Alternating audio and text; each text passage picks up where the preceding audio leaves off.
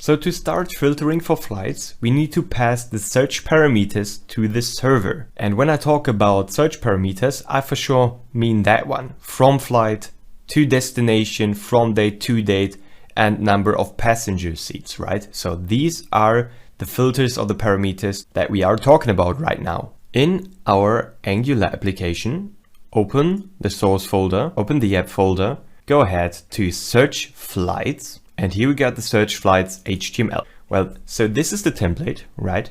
And here we got all the information about the flights, right? In that ng for loop.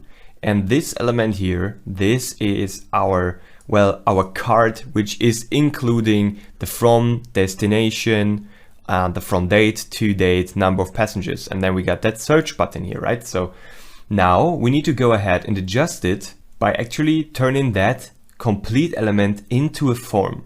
Okay, so now go ahead and open up the search flights component.ts, right? And inside here, we will now create a search form. So first of all, we need to grab the form builder again. Import form builder from @angular/forms. There we go. Now that form builder, we for sure want to grab it inside of the constructor. So let's do that. Form builder, private FB type form builder. There we go. That's great. And next up, we will now create a search form. So we can do that right here above ng on init. That's fine. So let's create a field. Search form equals to this dot form builder dot group. We will create a group now. And inside of that group, we have an object, and that specifies all the elements. So the source has a default value set to empty string. Then we have the destination, exactly the same. Repeats for all the elements. From date to date. And finally, number of passengers, but here the default value is 1. Okay, so this is the search form. Switch over to the template now, so HTML, and let's go ahead and include here some data binding, right? So that we take, well, we will now use this div here. You can see this has the grid. Now create a form above it, right? So take that one and bind it to a form group. And the form group for sure we're talking about is the search form. So that field which we have just created. Now we attach something else, an event, ng on submit, right? So in the moment where you click a submit button inside of a form, we'll call search. So now let me collapse or fold everything here together. So this is the entire header element which contains all the fields. And I put it now into the form. That looks great. Now let me scroll down until I get to the button. You can see the button here that also has a click search. We can completely remove it, so we don't need that. Because right now, that's awesome. When you click a button of type submit, let me scroll up, we will call ng submit here. So also calls the search function.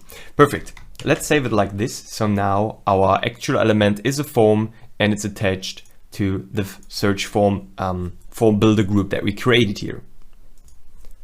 Okay, now for sure we need to go through the whole form and bind them correctly. So in each input, right, we now want to go ahead and add a form control name. So this is for from, and here we got destination, from date to date, number of passengers, there we go.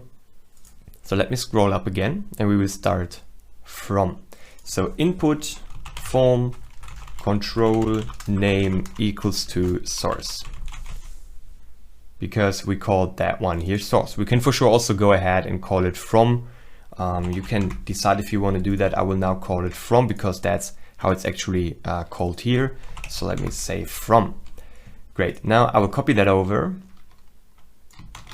and put it inside the next one too, in the next input, but this time it's destination. I mean, this is a lot of repetitive stuff. We have already done exactly the same thing. So create a form and then bind some elements to it. So you should definitely be capable of doing that on your own. However, we will now do it together for sure. From date, and finally we got to date. There we go, to date. Don't forget to take a look at the GitHub repository if you are a little bit confused right now. Absolutely no problem. And then afterwards we get the number of passengers. We attach that to the input right here. So yeah, form control, not to date. There we go, form control. Name is number of passenger. Let me add an S here. So number of passengers. Okay, awesome. So this is fine now. We got that form. We have it completely well bound to all of its elements. So let's save. Next up, we switch the positions and go to ASP.NET Core and work on the flight controller and add some parameters over there. And for this, we will also create a new record class. So this is very nice. We will create a complete new record, which is just including all of the parameters which we have defined here. And then we will use that inside of our endpoint. Awesome. So now we have our form. We can also take a look at the application if everything is still looking fine. Awesome. There you go. And now everything should still work fine because our front end is still working. We haven't changed the back end. So once I click here on search, it is still working, right? So which means that when I click on the search button, the form gets submit. So everything seems to be set up in a correct way.